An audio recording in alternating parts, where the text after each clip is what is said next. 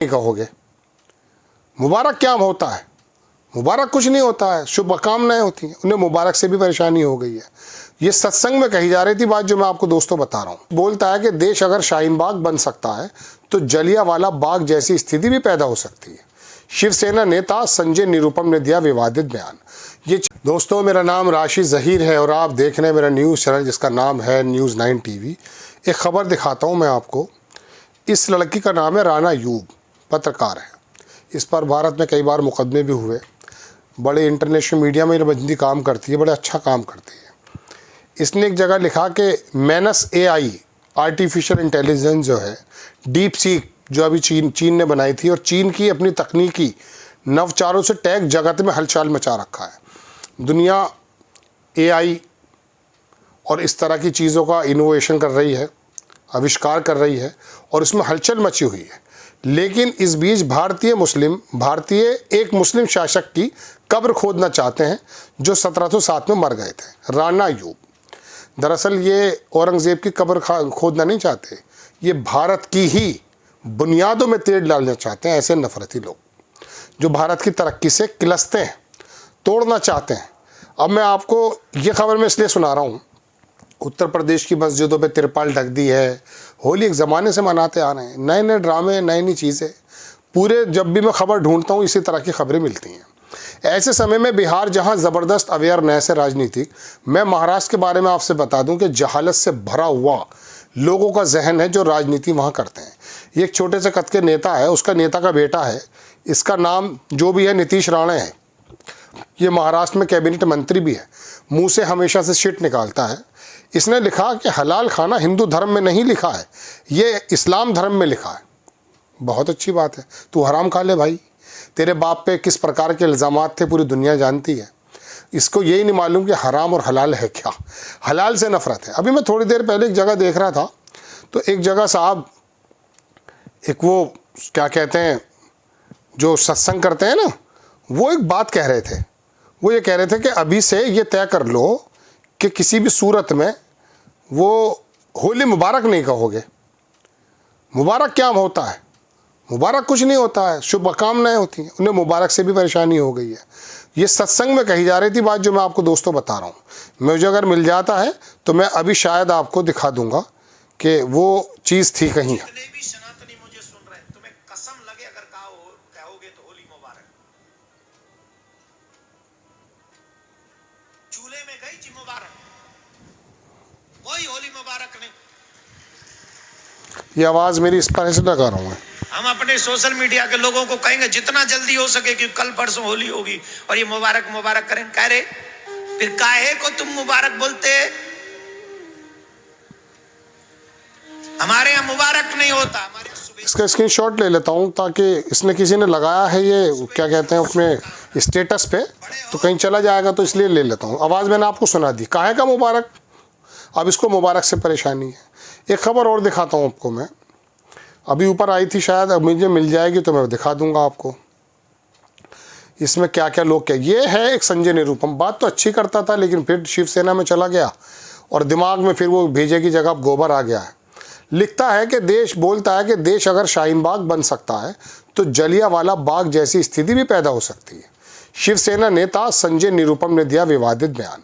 ये चाहे बीजेपी को लिए दिया हो या कांग्रेस के लिए दिया हो, मुस्लिम के लिए दिया हो या हिंदूज़ के लिए दिया हो, ये इसकी जहालत का सबूत है कि जलियांवाला बाग भी बन सकता। अरे क्यों बनेगा भाई जलियांवाला बाग?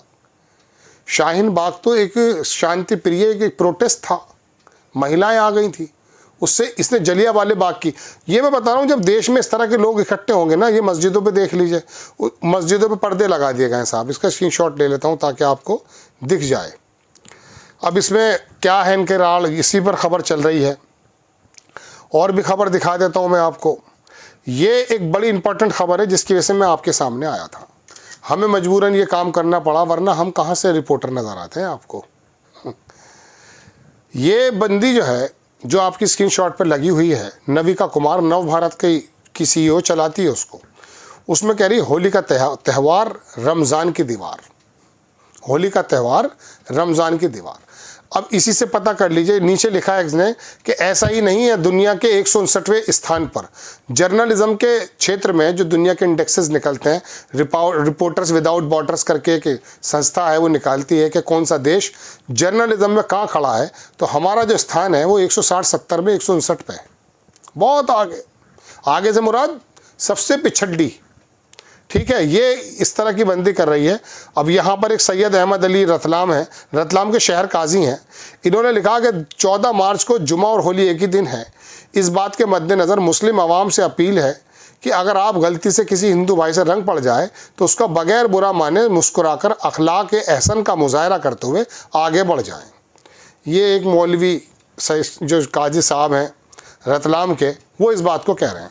अब ये काजी का जिक्र आ गया तो मुझे अचानक मेरा शहर भी याद आ जाता है।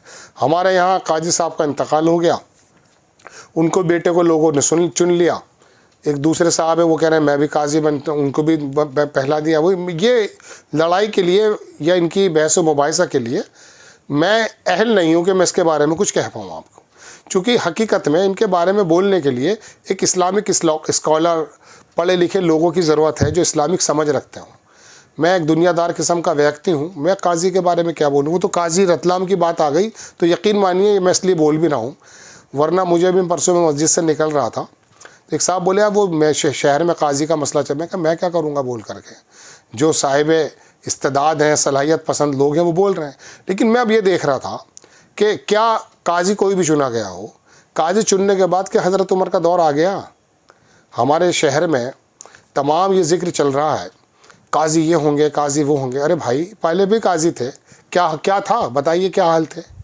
कोई ऐसा मसला तो था नहीं, नॉर्मल अपने जो भी ज़रूरतें पूरी हो जाती थी, जुमा की, ईद की, बकरीद की, वो हो रही थी। अब काजी अगर चुने भी जाएंगे, कोई भी चुने जाएंगे, तो क्या इस्लामिक कानून आ जाएंगे, हज़रत उमर का दौर आ जाएगा, प्रॉस्पेरिटी बढ़ जाएगी, आपकी मेरी आमदनियों में बढ़ोतरी हो जाएगी। अब जो इनके मुँह में मैं कह सकता हूँ कि बोलने की भस है, वो जा कर के नई नई बातें कर रहे हैं, ये होगा। अरे भैया तुम चुप रहो भाई, कोई कमेटी इसकी बनी होगी, वो बैठ के बात कर लेगी। उलमा इकराम का मसला है, वो कर लेंगे। हर एक आम खास आदमी आकर के वीडियो जारी कर रहा है और बातें करे जा रहा है। अरे भाई तुम चुप बैठ जाओ, ये इस मसलों में क्या पड़े हो। ये रमज़ान का पहला अशरा गुजर चुका, शैतान शायद बंद होगा, लेकिन मैं समझता हूँ शैतान का कोई कारिंदा इस वक्त मेरठ शहर में ज़रूर गश्त कर रहा है। वो आकर के सब, मैं भी बाल कटवाने गया साहब के, वहाँ भी ये जिक्र था। तो दोस्तों बात यह है कि ये जिक्र जो है ना इस तरह के नहीं है, हमारे पे कुछ और मुसीबत हैं, देश के कुछ और इश्यूज़ हैं, कौम के कुछ और इश्यूज़ हैं। ये महीना हाथों से गुजर रहा है, इसमें जितना संभव हो सके खामोशी के साथ इबादत करता रहे, अल्लाह से मांगता रहे। आप सुनते नहीं वो हदीस कि जिसने रमज़ान का महीना पाया उसने अपनी मग़फ़िरत नहीं कराई तो वो बदनसीब है। तो भाई बात यह है कि मग़फ़िरत कराने का ये ज़बरदस्त एक अपॉर्चुनिटी हमारे हाथ में है, यहाँ पर आप काम करें। ये मैं 3-4 खबरें इसलिए लेकर आ गया, हाजिर हो गया दोस्तों, कि मुझे लगा कि देखिए आखिर चल क्या रहा है। मस्जिदें ढकी जा रही हैं। अभी मैंने रत्नागिरी की एक वीडियो देखी, मैं लगा नहीं पाऊँगा, वो मस्जिद के अंदर ही कुछ बम्बू वगैरह घुसेड़ने की तैयारी कर रहे हैं।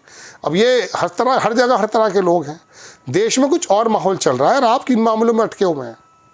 पढ़ाई लिखाई करें, जिक्र करें, बच्चों को पढ़ाएं, अपने गुनाहों की माफ़ी मांगें इस महीने में अगर हमसे होते हैं, अगर होते हैं तो।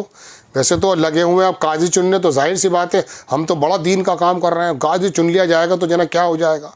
मैं रिपोर्टर हूँ उत्तर प्रदेश में या मेरठ में, मैं अक्सर एसएसपी कार्यालय पे पहले काफ़ी जाता था, तो मैं अक्सर ये देखा करता था कि अधिकारियों का रवैया ये था कि पहले काजी साहब जब आया करते थे, यही मरहूम, तो मैंने कई बार कई आईएएस अधिकारियों को देखा खड़े होकर इस्तकबाल करते थे, और कई जगह मैंने ऐसा भी देखा कि हाथ बैठे बैठे हाथ बढ़ा दिया, और कई बार तो काजी साहब से मुंसलिक लोगों को मैंने लाइन में खड़े हुए देखा है वहाँ।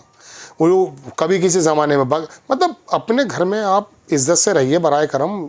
ये लोग तो सिर्फ इसलिए थोड़ा सा इस्तेमाल करते हैं प्रशासनिक लोग, काजी हों या शहर के जो उलमा इकराम हैं, कि कभी कभी अगर शहर में लॉ एंड ऑर्डर की बात हो तो इनसे बात कर ली जाएगी, ये हमें समझा देंगे, इनका इंटरेस्ट है। अब इन लोगों के दिमाग ख़राब हो जाते हैं कि हम डीएम के पास बैठते तो याद रखिएगा वो तुम्हारे साथ खाना नहीं खाएगा, मानिएगा मेरी बात, आपको दूसरी नज़र से देखा जाता है।